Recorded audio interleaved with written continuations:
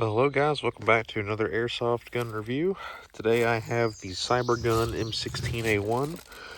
This is like my go-to rifle I've had here for a little while. Used it pretty much every single time I go airsofting. It's probably one of my favorite ones I have. And let's go ahead and get into it. Alright, so to start things off here, we have the basic selector switch here, like on the actual real M16A1. It's got the semi and the auto, and obviously your safety there. The magazine on this is very nice as well. It holds roughly 350 BBs inside of it. It's got a really basic hatch on there. You just shove them all down to that little boxy-shaped hole there. Come up through that little spot right there. And it has a scroll wheel on the bottom to get them up and feed them up inside the rifle itself.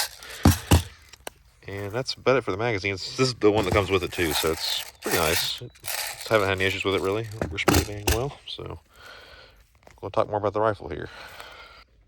So the rifle itself is pretty nice. I've been using this one for a little over a year now, so it's got kind of know how to work it pretty well, I'd say. So you've got your iron sights here. You got two different options for that. You can flick them up and down. This right here does not work. It doesn't, as far as I know, it doesn't do anything with the gun itself. As far as I know, unlike the real one. Then you got your charging bolt here, which will open up your hop-up section here on the rifle. Doesn't have any other functionality other than that, besides just sounding kind of cool. And this one is battery operated, which you put in right here into the stock here, and it's all in there.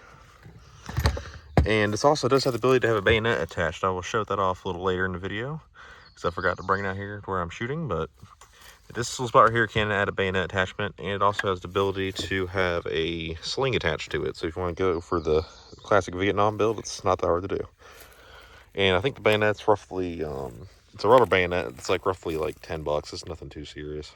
All the stuff I got here came off e-bike, so it's not that bad on price, really.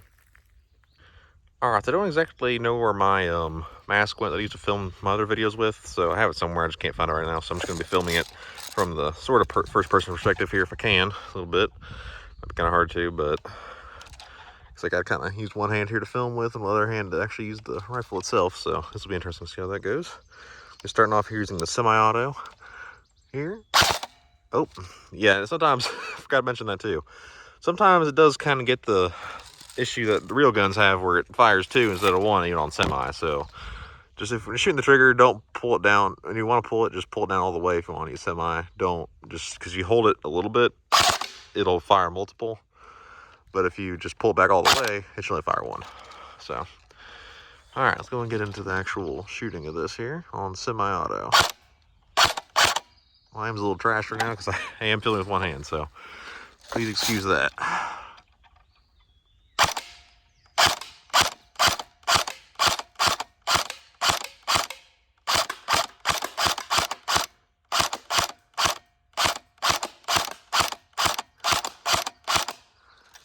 Not too bad, even firing with one hand, I would say. I'm gonna switch over here to semi, not semi, but full now. So you can go and see, get a feel what that feels like.